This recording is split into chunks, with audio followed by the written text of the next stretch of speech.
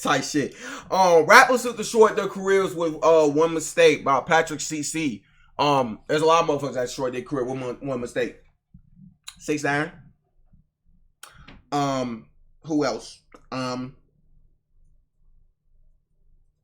don't really know. But shit, what in the fuck? Y'all hear this shit, YouTube? Give me a minute. What the hell? Is my house burning down? Hey, for those on YouTube, y'all get to see this shit. Y'all see this? I don't know what the fuck going on. Back out the way. Go. Back out the way. Go. Out the way.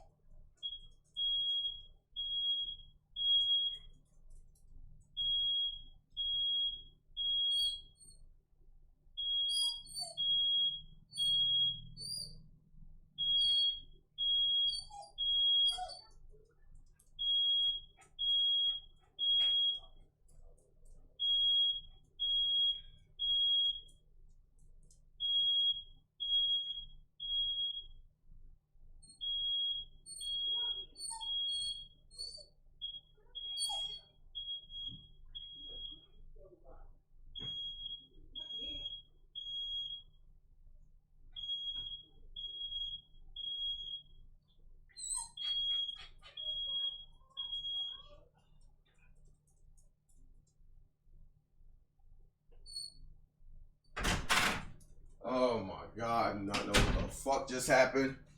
Someone's burning in the kitchen, chat. A lot of shit going on. I'm sorry for those on YouTube. I don't know. Someone was burning in the kitchen. Somebody made some shit in the oven. Motherfucker forgot some shit. But everything okay though. Anyway, let's get to the video though. My fault. I'm so sorry. My fault. Guys, a lot of shit going on. Fuck. Hold on. Let's all take a moment to breathe with each other. Hold on.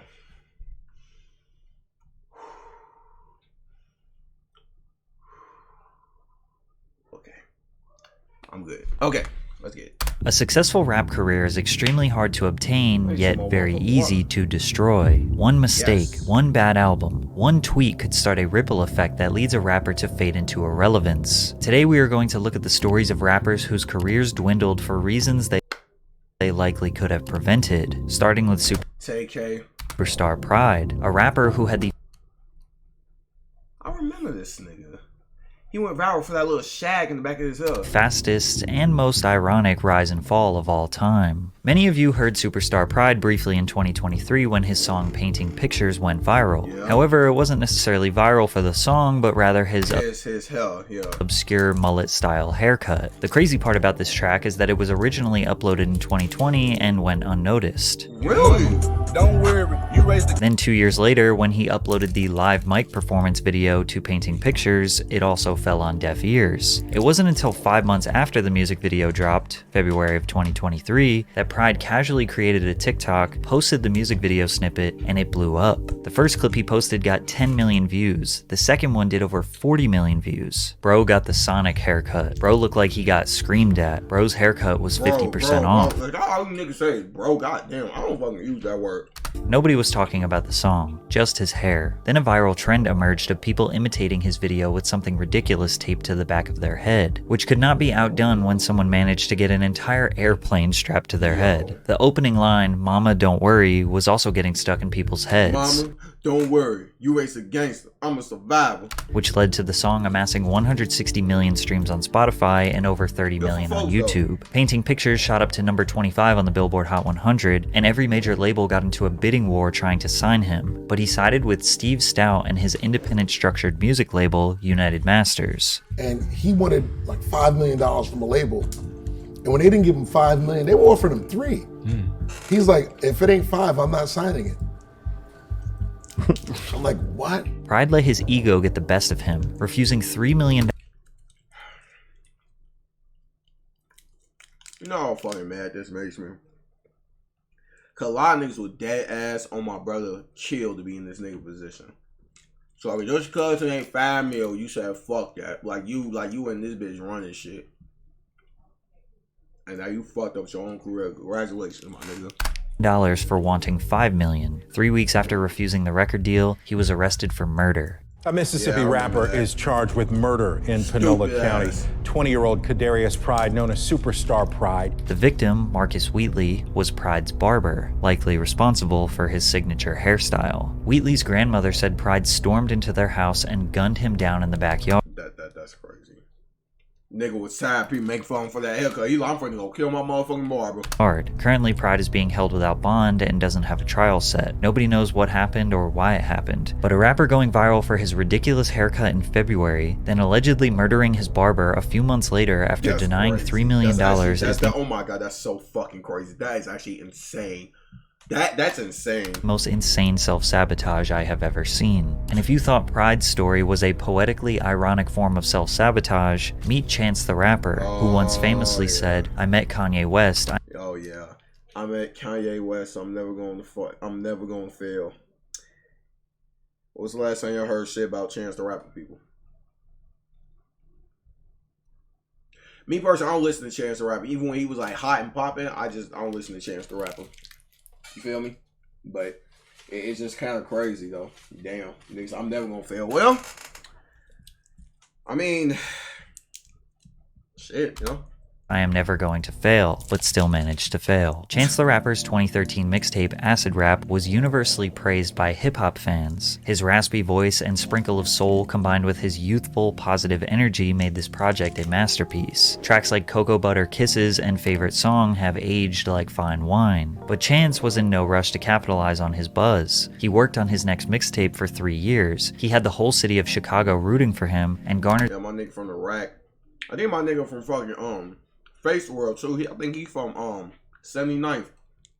Shout out Face World. support from the biggest artists in the world, including Kanye West, who featured Chance on his 2016 album, The Life of Pablo. Chance's part on Ultralight Beam is one of the biggest highlights of the project. Coloring Book was his 2016 mixtape that served as the perfect follow-up to Acid Rap. Chance's cadence, soulful lyrics, and euphoric beat selection was unlike anyone else in hip-hop at the time, especially on tracks No Problem and All We Got. He earned a Grammy for Best New Artist, and some people even believed he could give Drake a run for his money, but then he blew it. And I'm gonna blow you away when you hear about today's sponsor. Lately, I've been obsessed with fantasy sports, and that's where today's sponsor comes in, Underdog Fantasy. Underdog is the easiest way to song that was heavily marketed on Trillers.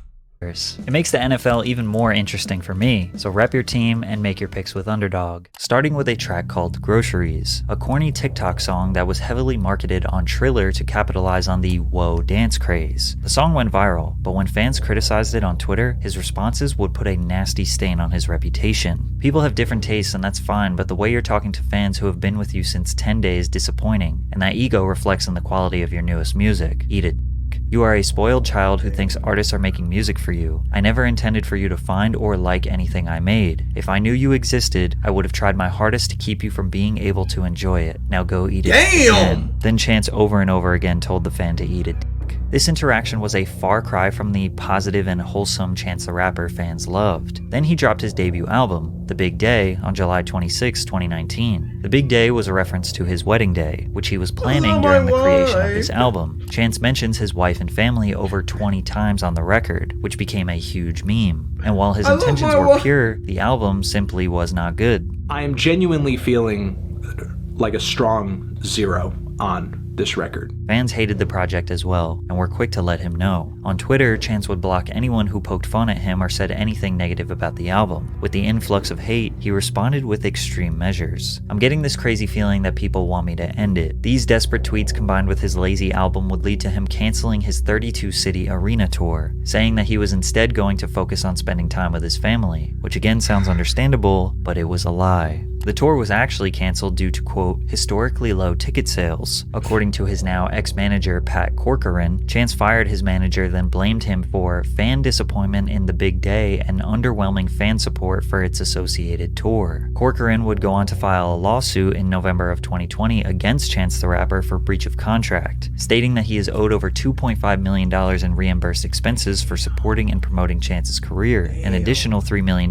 for unpaid commissions, and 15% of Chance's net profit across all business earnings. The lawsuit also revealed that Chance started working on his album in February of 2019, which was only 5 months before it was released. His manager knew there was not enough time for the creative process that was involved in releasing an album. Chance's recording efforts were compromised by unproductive and undisciplined studio sessions, procrastination, and lackadaisical effort, which explains why there are terrible lyrics throughout this record. If you blink it, you might miss it. You gotta click it or tick it. Life is short as a midget, but mine's a little LeBron. And how could we forget peanut butter jelly with a baseball bat, peanut butter jelly with a peanut butter jelly, y'all ain't ready for the jelly, it'll break y'all back. Chance let his own ego squander his career. He couldn't just admit that he made his fans wait 3 years for a bad album that was rushed out in 5 months, and the way he responded to them on Twitter was just childish. From here, all his hype died. On the other hand, if he stepped out of the limelight to genuinely focus on his family, that's respectable. Maybe that's something we should celebrate rather than see as a downfall. But Chance wasn't the only rapper whose Twitter fingers started their downfall. In the case of OG Mako, he pretty much forced everyone to hate him because of his tweets. In 2014, OG Mako had a ton of momentum after his song You Guessed It went viral on Vine. This track... He's the one who made that song? That's the only song I ever heard from that nigga. I didn't even know. I forgot about this. This is the only song I ever heard from folk. Bitch, you guessed it. Woo! Was unlike anything we had ever heard at the time. Before mumble rap took over, we had OG Mako screaming insane ad-libs over the most simplistic, hard-hitting trap beat. He had a darker, more rock-like aesthetic and even called himself not a rapper, but a rock star. The song reached number 90 on the Billboard Hot 100, and he could even be credited with inspiring many rappers after him. It definitely inspired Keith Ape, who just released a track called Itji Ma that sounded suspiciously similar. Just listen to them at the same time. OG Mako tweeted, "I'm aware of the Koreans that mocked me and took my sauce. I'm not impressed. I'm not inspired. I think it's kinda lame. To each his own." Mako even accused Beyonce of stealing from him in her 7-Eleven music video. If you look at them side by side, he may have a point, but Mako was developing a reputation of a bitter, egotistical rapper who complains on the internet. He randomly took shots at his collaborators and label mates, the Migos. Mako felt the need to tell everyone that Skippa da Flippa invented the dab dance that the Migos were using in the song Pipe It Up, to which the Migos replied, "Da Flippa man is Migo family. OG Mako, let's see you set a trend." Then Mako said, "Half the rap game has already bit one of my flows or ad-libs. Let me see them album sales." Meanwhile, OG Mako has never had a gold album, let alone the dozens of platinum records the Migos have. Then he went after Lil Uzi when XXL tweeted, "Lil Uzi is rap's newest rock star." He tweeted, "Dudes don't just become rock stars. Somebody gotta show you the way." Oh my god, he one of them lame. Oh, I hate niggas like that. Ugh. Just hating ass nigga. I did this, nigga. I did that first, nigga. Fuck you talking about. Nah, they got. Ugh, I hate niggas like Stop that. playing with my name, with a picture of Uzi at an OG Mako show on stage behind him. Then Academics said, "You paved the way for Uzi?" Then Mako replied with dozens of tweets over the next hour trying to explain why he is so influential and Uzi was stealing his sauce. He also randomly took shots at Future. I love Future, but I also understand Future has destroyed countless lives by making it cool to be a drug addict. People looking up to loser attitudes because this generation is afraid to strive for anything. It's y'all's fault all this lame ass shit is possible. Again, he may have a point here, but fans replied to Mako calling him a hypocrite since he raps about the same stuff. But Mako claimed he was dumbing down his music to blow up. You guessed it, was not luck. It wasn't an accident. I made the dumbest song I possibly could on a beat full of bass and knew it would blow. I manipulated over 40 million minds and counting based on the exact same principles that I'm preaching. Who's more qualified to say this? Now, Mako has always made more conscious, focused music with substantial lyrics. Like Jason, Michael, Freddie, and Idi Amin after your civil syllable war, niggas should have been prepped before. But a lot of his music was just mediocre, boring trap. Get the cat, get the cat. Get the bag, get the bag. Hey, get the cat, get the cat. Also, if he claims to be such a genius, why wasn't he able to do it again? Right. Damn, this nigga ugly as fuck. Right, then why couldn't you do it again, my nigga? You a genius, right? You super smart, but I hate niggas like this. I hate up your ass. Fuck, I hate up they ass. I hate up your ass niggas. During his brief moment of popularity, Mako consistently released music on SoundCloud, but nothing sounded anywhere near as innovative, fun, or interesting as you guessed it. His downfall was easily due to dissing rappers for absolutely no reason, non-stop complaining on Twitter, and trying so hard to take credit for the success of anyone else. Was he an innovator? Absolutely. But he spent too much time talking about how influential he was on Twitter rather than trying to create a legacy to maintain his career. But what happens when the reason a rapper blows up is the same exact reason why they had a downfall? On July 20... Yeah, TK. My nigga TK, man. Like, I keep always thinking, though, like, damn, TK would have been, like, on some, like, lit shit, boy, but... No, that shit go. 26th, 2016, just a few weeks after his 16th birthday, SoundCloud rapper TK and 5 others conspired to rob a 17-year-old drug dealer, Zachary Belote. The crew broke into the house around 10 p.m., and the robbery went wrong, which led to... chilling. Like, I always went to rob. I wish the robbery just didn't go wrong. I wish it was just a regular armed robbery. They just left and that's it, but... They end up killing the nigga. The drug dealer's friend and roommate, Ethan Walker, being fatally shot. TK admitted during the police interrogation that he was not the shooter, but was there looking for drugs and money. He had been released from custody pending the trial and was placed on house arrest with an ankle monitor. For the next 7 months, TK sat in his room, making music, releasing it on SoundCloud, and built up a following. And pretty much, my nigga just got bored and cut that motherfucking ankle monitor. No money for a lawyer and quickly and the nigga went on the run. Approaching the hearing for the murder, TK infamously tweeted that he was tired of house arrest and the police were going to have to hunt him down. While on the run from the police, TK was very active on social media. Fans posted pictures and videos of him in public. But TK and his friends were desperate for money. He robbed a 65-year-old man named Skip Pepe at gunpoint in Arlington's Craven Park. He then attempted to rob a cameraman named Mark Anthony Saldivar in a Chick-fil-A parking lot. Mark began screaming for help as he tried to escape. Then TK hit him with the car before getting out, fatally shooting him and driving off. San Antonio police connected TK to the murder due to surveillance footage and posted wanted signs around the city. TK saw this as a marketing opportunity, posting pictures and videos with the wanted sign. He then dropped a song called The Race on SoundCloud, which essentially told the story of him being a fugitive, robbing and killing people while on the run from the police. After filming and releasing the music video to The Race, TK was captured by U.S. Marshals in Elizabeth, New Jersey. You know, so crazy how TK literally became like the face of just like thuggery type shit. Like TK has literally became the face of that shit. Like, it's crazy, folks. Shockingly true story led to the 17-year-old exploding in virality. The Race secured hundreds of millions of views on YouTube, reached number 44 on the Billboard Hot 100, and hashtag #FreeTK became a movement supported by some of the biggest rappers in the game. He even signed a $700,000 record deal, but none of it mattered because he was behind bars. And in 2019, he was given a 55-year sentence after being found guilty of murder and 3 counts of aggravated robbery. Obviously, TK's downfall could have been prevented if he simply did not commit these heinous acts. But as bad as it sounds, none of us would even know about him if he didn't actually rob and murder people, then make songs about it while mocking the police on the run from the law. Rap fans glamorize this type of behavior because the music is, a lot of the time, violent and derogatory. So if you're gonna rap about it, fans want you to be about it. But the fans won't be the ones sitting in the jail cell. Pooh Shiesty is an example of someone who was heavily...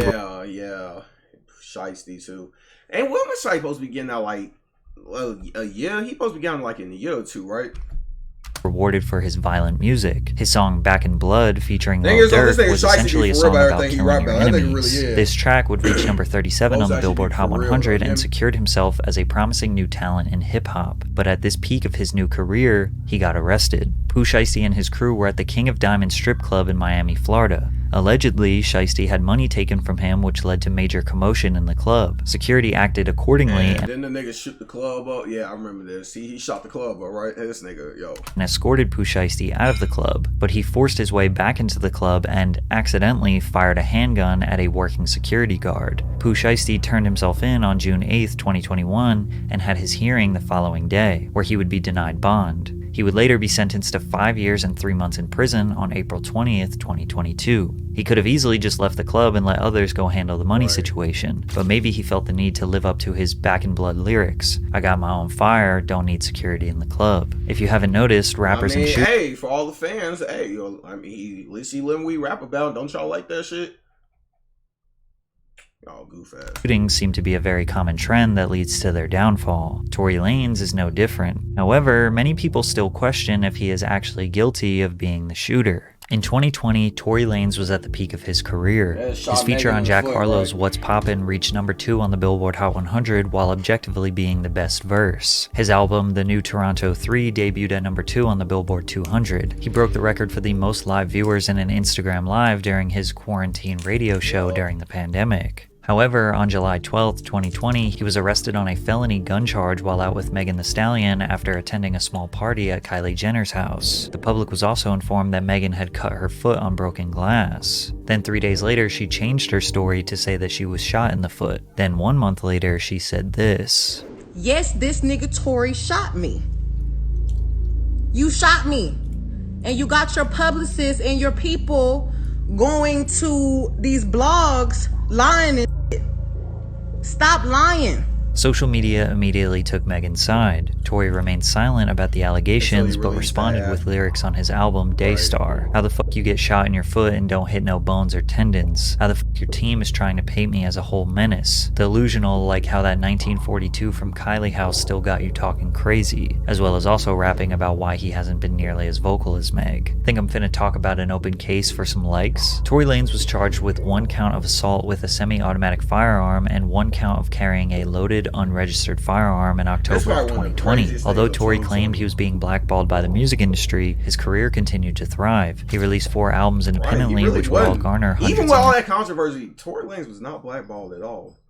Even when doing all that controversy, he really wasn't. He still ain't, which is crazy. Millions of streams. He received praise from LeBron James as well as dozens of other mainstream acts. Fans believed if it wasn't for this case, he would have been toe-to-toe with the biggest rappers in the game. But once we finally got the information from this trial, we would end up with more questions than answers. On July 12, 2020, Tory Lanez, his bodyguard Megan Thee Stallion, and her friend Kelsey Harris were attending a small gathering at Kylie Jenner's house. Megan testified that she lied to the police about the glass, lied to doctors, and basically lied about the entire situation out of fear. Her news story was pretty simple. She said that they had an argument, she exited the car, Tory leaned out of the passenger side door, said, "Dance bitch," and shot her from 25 feet away in the back of the foot. Then Tory ran up to her apologizing and she got back into the car so they could give her a ride home. The cops arrived when the neighbors reported the gunshots. Tory chose not to testify and defend himself, which he would later regret. Kelsey, Meg's friend, testified that Tory was trying to hook up with Kylie Jenner and Meg tried to convince him to leave the house. Meg was upset that Tory didn't want to leave, so she got into the car with Kelsey and drove almost all the way home before realizing she forgot her slipper and went back to Kylie's. They grabbed Tory the second time after Kylie allegedly told them to leave.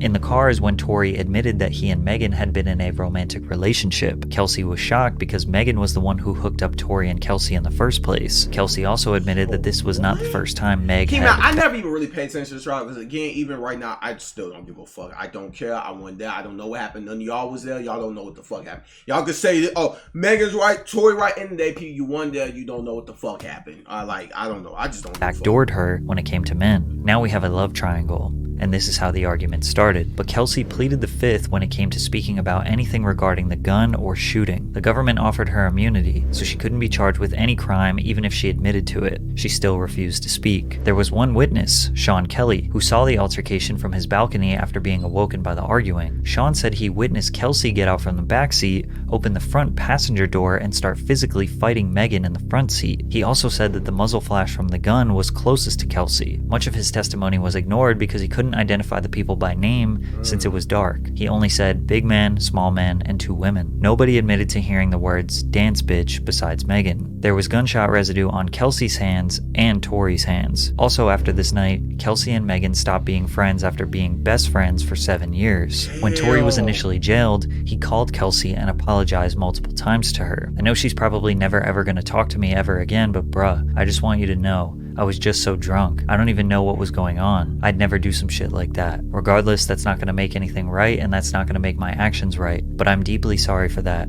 I never even moved like that at all. People speculated Tori was apologizing for sleeping with both of the women and causing chaos. Others see this as an obvious So admission at the end of the day, all this started off some hoes, pretty much. Cool. shooting the gun. Some people think it was Kelsey who was angry and shot Megan. Some people think Megan was the one who accidentally shot her own foot. Some people think that Kelsey pleading the fifth was her attempt to try to save both of them. But at the end of the day, the jury decided he was guilty. And because of that, Tori was sentenced to 10 years in prison.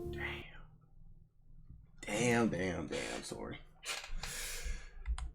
Since it was dark, he only... Damn. Well, hey man, at the end of the day, you know, it what it is. You know, shit just happens, people. Like, shit just, what the fuck? Shit just happens, man. Like, shit happens, you motherfuckers. Like, so at the end of the day, all this just was just over some hoes. Like, y'all niggas really be crashing out over hoes, man. I don't know, boy, but shit, you know. WV, free Tory, I guess. I don't know. Shit, I ain't gonna say that. I don't. Hey, let me just get out of here. Yeah, I don't know. Shit. Tight shit.